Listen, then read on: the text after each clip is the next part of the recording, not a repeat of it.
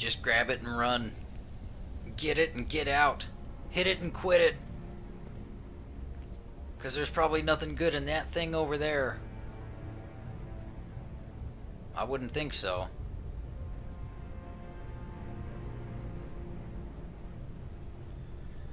You've reached the top, Lara. There's nowhere left to go but down.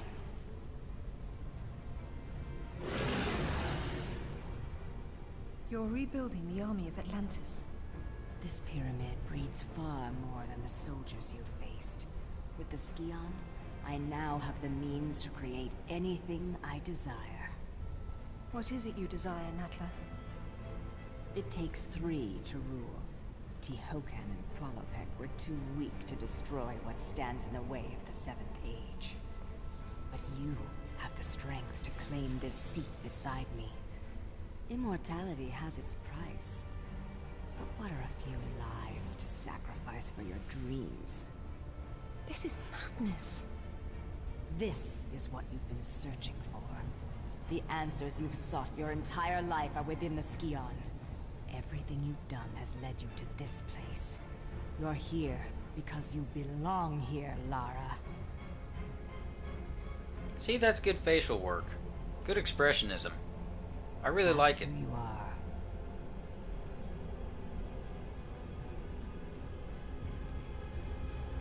I'm sorry, Father.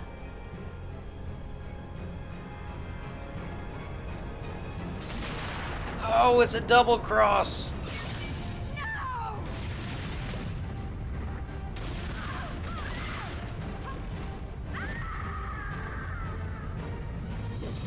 Oh, Natla down. The landing was rough. But we can catch a quick breather right quick before getting the hell out of here.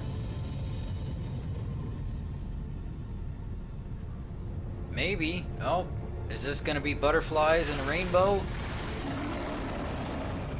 No, it's not. Far from it. So hello ladies and gentlemen, my name is Winter and welcome to, if you can't tell, the final level of Tomb Raider Anniversary, which is appropriately titled The Final Conflict. Very deep and meaningful level name, you know? But it works, you know, you can't really fault Crystal Dynamics for just cutting the bullshit out and giving it a very straightforward name. Well, I can't anyways. I'm sure some people probably would. And why is this not working out for me? Do I actually have to knock him off the fucking side of the thing here before he'll do what he's supposed to do?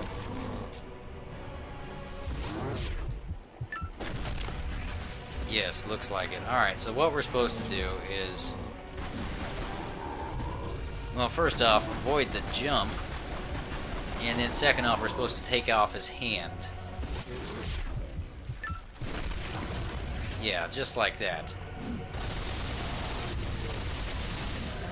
Yes, just like that. And now we want to somehow piss him off again to the point where he becomes enraged. There we go. Oh, come on, Lara. Yeah, that's how we do it.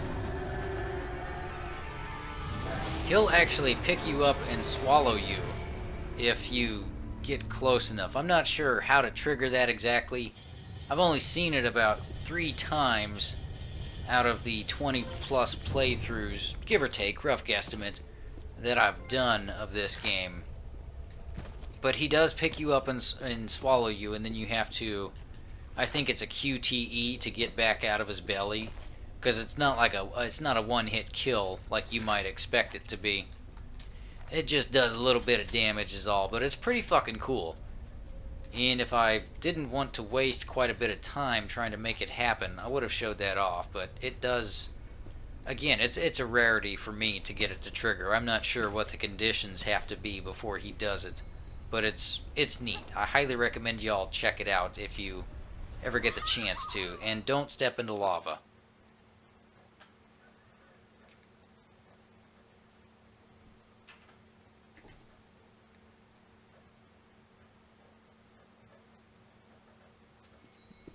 because that was fairly anticlimactic after the, you know, that was a little bit disappointing after what we just went through.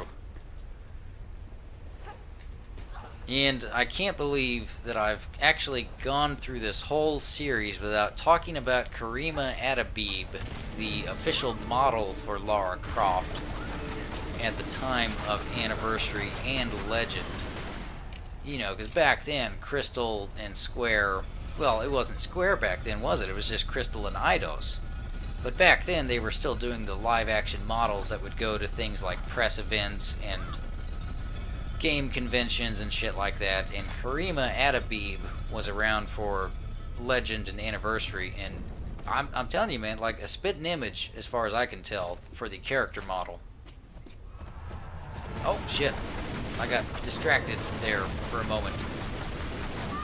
Not thinking about Karima Adabib, I was just trying to recall how to get that shiny that is right up there, right above my crosshairs. That's not to say that Karima Adabib couldn't distract me. She's a very gorgeous woman, and I'm just a human being, you know. But yeah, she was great. I liked her. I think Allison Carroll will probably always be my personal favorite of the live-action Lara models. That's the one that, you know, I look at her and her athleticism, and I can picture her actually doing the things that... Oh, see, that's what I was talking about in the Sanctuary level. But I look at Allison, and I can actually picture her doing the things that Lara can do. She's the most believable one out of all of them for me personally. Which one do you prefer? Or do you guys even care? Because I know that not everyone really was comfortable or accepting of the idea of the live-action models. Some people think it was pretty silly, but, you know, I mean, shit, it was good marketing. You know, it got people talking about Lara Croft and Tomb Raider. I mean, shit, they still talk about it to this day. It's not just me that remembers them. I don't think so, anyways. I don't know, maybe it is. You guys let me know. Now, I think there's a change here in that tunnel from the PlayStation 2 version, or at least the original release. Oh, get out of the water. Originally, we'll deal with it when we get there.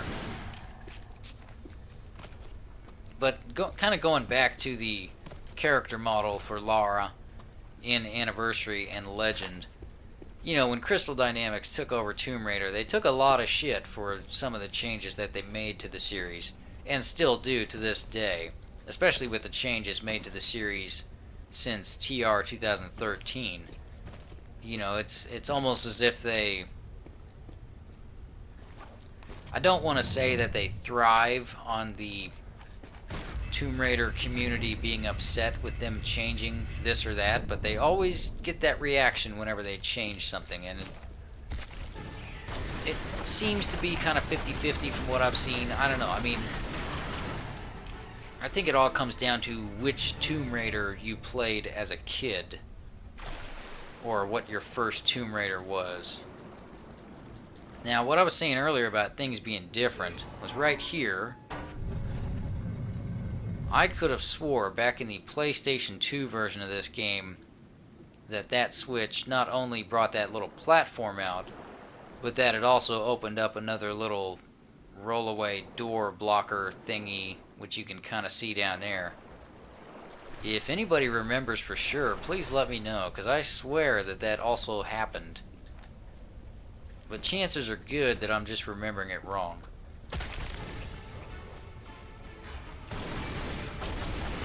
There we go. Snipe, snipe, snipe. Yeah, we'll do it the old-fashioned way. He'll follow. Oh, I better do a check right quick and make sure I'm not going to miss anything. 4 artifacts. Okay. I know where 2 of them are. One of them is right there. I'd be curious to know what the Atlantean artifacts are supposed to represent from the culture. You know, if the relics actually have historical significance and meaning to that culture. What are the artifacts supposed to be? Oh my goodness. Okay.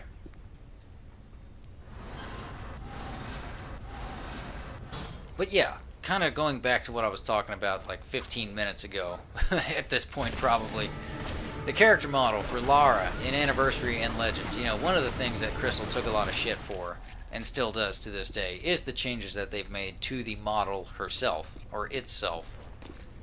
But I don't really think they did that. If you actually go back and look at the main menu of Tomb Raider 96, and compare it to the character model of Legend and Anniversary, it's pretty fucking close to the original. More so than anything that happened in between Tomb Raider 96 and Tomb Raider Legend. In fact, it's probably the best representation of what she was intended to look like.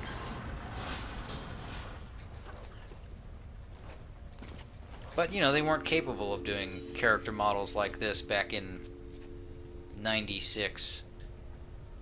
Hell, probably back even in 2000, they probably couldn't do something like this.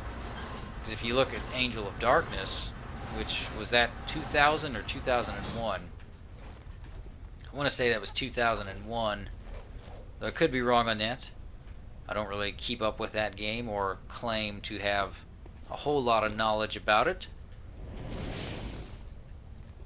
But yeah, with the software and the engine that Core had, even when they did Angel of Darkness, you know, they couldn't do a character model for Lara that looked as good as this. It was still pretty blocky. Of course, the PlayStation 2 was still in its infancy at the time, so that probably didn't help at all. I'm sure there were some issues with getting familiar with the software and getting their engine to jive with it and shit like that. Oh no, oh no, okay. There we go. Yeah, could have swore there was another one of those, though. I'm probably wrong on that, though. Again, y'all let me know if I am.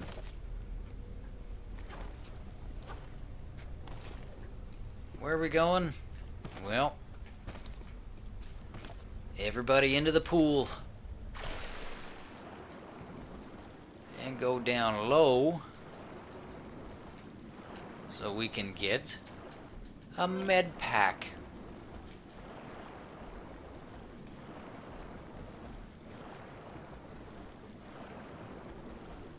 Ah, that was a good swim. And just out of my own paranoia, okay, I do have 2 out of 4. Now there's a little crack in the ground right here, right there in front of me. It was much smaller in the PlayStation 2 version, or at least I remember it being much smaller, but it was still entirely possible to actually get sucked down into that motherfucker. Oh no. Well, that was interesting. It's not what I wanted to happen. This is what I wanted to happen. Yes. Excellent.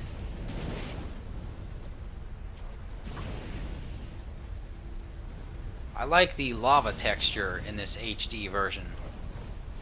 It was just kind of a yellow river in the PlayStation 2 version. I mean, for as many bugs and glitches as this PlayStation 3 version has, it does look good. And textures are much more clear. You can tell what things are supposed to be a lot better. But yeah, gameplay-wise, go with the PS2 version. I mean, look at that lava. That's good texture, man. That looks fucking awesome. If it just wasn't so goddamn buggy, you know? It would be fucking perfect if it wasn't so buggy. But maybe it's different for other people. I don't know. Maybe I'm just missing a patch or something like that. I'm pretty sure I'm not, though. I try to keep up to date on those things for games I'm not even playing at the moment. Plus, if there was a new patch for it by now, I think I would have known about it. There we go. Oh, it took a little bit of a burn.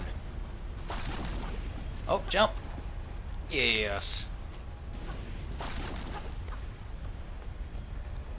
So that was our third artifact. Let's go ahead and go for the final one.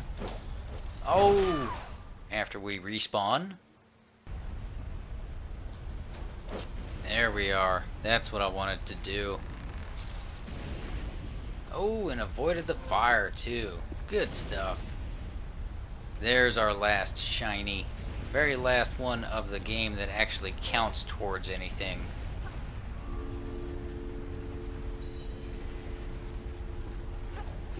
And now, I believe we can go and wrap this game up. Let's see, how we doing on ammo? That's not bad. Could use a little bit more Uzi ammo, but whatever, I'll use what I got and make it work. Totally missed my grapple, but thankfully I landed it. And now the checkpoint triggers. After it didn't the first 2 times. Here we go. Final conflict of the final conflict.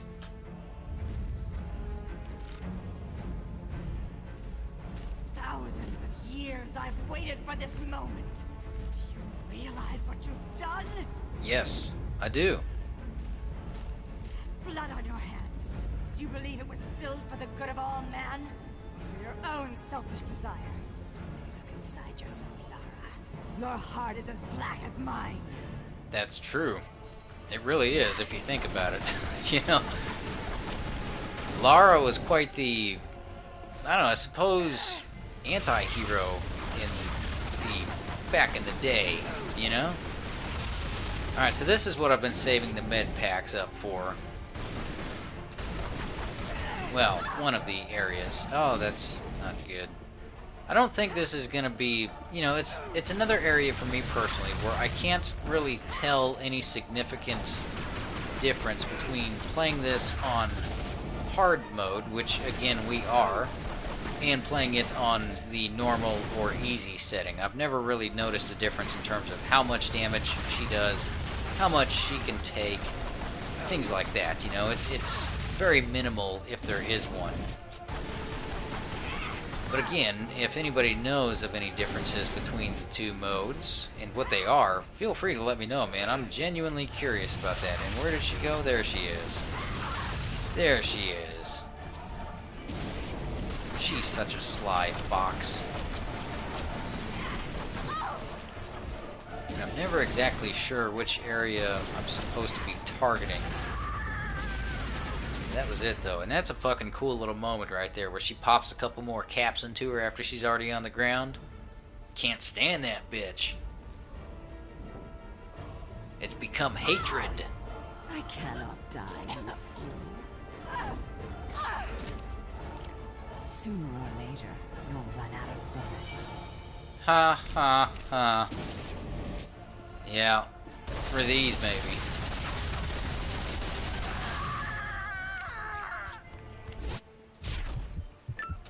There we go.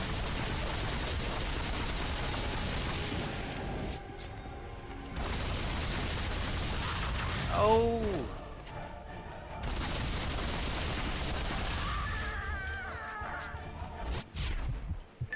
Did I get her? No, I didn't get her. It's a little bit tricky to get her with the dodge sometimes, as you just saw there.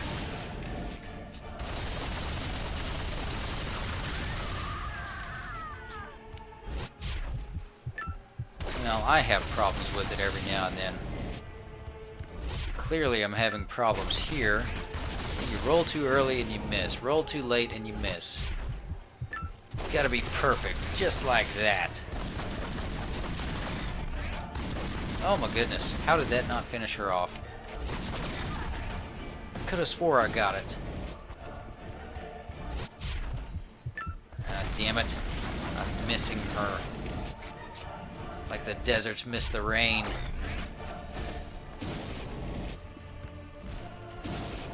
Where is she? Alright, there she is.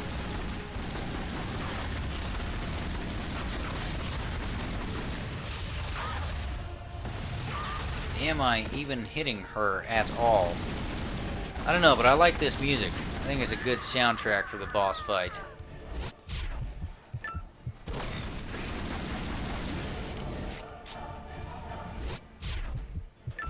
Oh, damn it, damn it, damn it. There we are. Game over.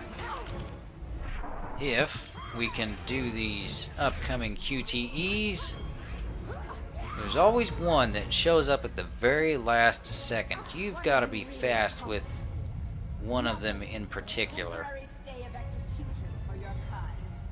This island is just one remnant of Atlantis. I will find another. But you have lost everything. This one right here shows up at the very last second. You've got to hit that motherfucker when it shows up, otherwise you'll miss it. It's the only one in the game where you've got to actually, you know, be quick with a quick time event. Oh, Natla down. No, I haven't. Oh no, it's coming down.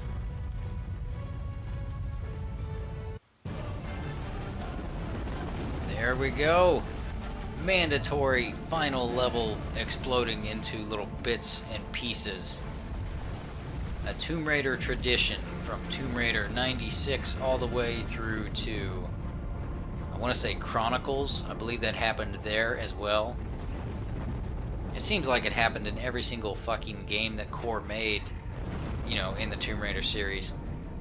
And look at the boat. Take a screenshot of this boat or look up an image of it and then look up the boat that Lara starts Tomb Raider Underworld with. Where do you think she got that boat? You know, I mean, she's got this vast fortune. She's got all these artifacts and relics that she could probably sell or trade in for a boat. Nah, I'll just take Natla's. It was just sitting there collecting dust anyway. She wasn't going to use it again. And that's where, that little moment right there where she smiled, that's where she had the thought to do it. So, yeah. Definitely a raider of some sort. Boat raider. Schooner raider. How about that? There we are. Oh, what do we got? Yeah, I knew there was going to be another one. I think there's one more trophy.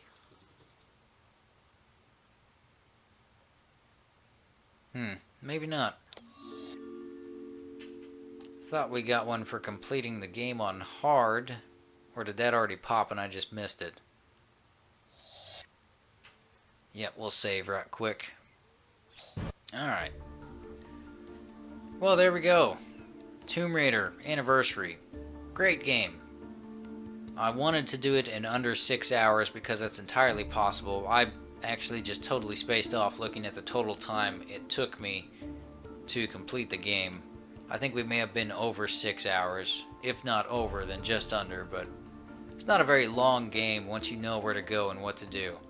But the adventure of this game, you know, it's one of those games where it's always a joy to play, but the best joy is actually discovering it and working your way through it for the first time. So if you've never played this game and you've watched this entire series, I highly recommend you go out and pick it up for yourselves, because you really can't go wrong with it. Again though, if you can, I recommend picking up an older version of it and staying away from this PlayStation 3 version. Because this is just, I mean, some of the bugs in this are just fucking ridiculous. And like I said, in this particular playthrough, I actually encountered what could potentially have been a game breaker, which halted all progress. Again, that was in the Sanctuary of the Scion. So check out that episode to see what I'm talking about if you are just joining the series and only watching the last episode for some reason. Well made though. I really like it. I think it's pretty faithful. It's faithful enough for me that I'm satiated with it. And for me personally, I get just as much enjoyment out of playing this version of Tomb Raider as I do the 1996 version. And with preferences, I mean, both have their strengths. On any given day, my personal favorite Tomb Raider game can change. Some days I really love Legend, and then other days I really love Last Revelation. It seems to just depend on what kind of mood I'm in, or what kind of gameplay I'm in the mood for. Because these are the Crystal Dynamics Tomb Raider games, even back then when this came out, vastly different from the gameplay of the core era, which is why they took a lot of shit and continue to take a lot of shit about some of the changes that they made to Tomb Raider whenever they took over it. But you know what? As far as I'm concerned, I think it's core approved because Toby Gard, one of the creators of Lara Croft, personally, I think the creator of Lara Croft, I mean, I'm not really sure how much he created. I know for a fact that he did design her, but I don't know if he actually created the character and the story and whatnot of the first Tomb Raider game. But the fact that he actually worked on this game and was very in-depth with it, as well as Legend and Underworld, I mean, what kind of approval do people need from core before they're finally comfortable with accepting the fact that Crystal Dynamics has taken over, when the fucking creator himself is working with Crystal on the Tomb Raider games? It just blows my mind how people are like, oh, core was better, and the people at core would be shitting their britches if they saw what happened in TR 2013. Motherfucker, Toby Gard worked with Crystal Dynamics for 6 or 8 years? Something like that? I don't know. That's just strange, though, but that's just my opinion, And a lot of these people that worked on this game, some of them are still with Crystal and have worked on every single Tomb Raider game that they've done, but they always lose people along the way. Now, I can't say for sure who they lost from this game. Oh, excuse me. A little bit late in the day. But it is interesting how they don't necessarily have a high turnover rate. It seems very much like, it's always a team effort and everybody sticks with the team for seemingly their entire career for the most part. Very cool. It's nice to have that kind of continuity behind the scenes. I would like to say that kind of continuity would mean that very little would be changed, but yeah, you go and play this and then play TR 2013 and it's like, wow, so this is Tomb Raider now, huh? Okay. But thoughts on Tomb Raider 2013 can wait for a later series. And these are going on just a little bit longer than I thought. Nice little musical montage, though. I think? Yeah, good little musical montage. Had to turn my volume up so I could actually hear the shit. But yeah, so thank you for watching Tomb Raider Anniversary. Tomb Raider Legend will follow within the next couple of weeks as you're watching this, provided I get the time to record it. Ugh. And I hope you've enjoyed it. I've had a lot of fun playing it, even though I literally finished one playthrough before I started recording this, it's still a lot of fun to play. And it's always nice to kind of talk shop with Tomb Raider and, just, I don't know, I had fun playing it. And Treble, you the man. Excellent website, that Treble. He's got a great one. Highly recommend checking that one out. Alright, I'll see you on Tomb Raider Legend. Actually, I'll see you back here in Croft Manor in the Extras and Trophies episode. So, yeah. And then Tomb Raider Legend will follow after Anniversaries, Extras, and Trophies episodes. So, yeah.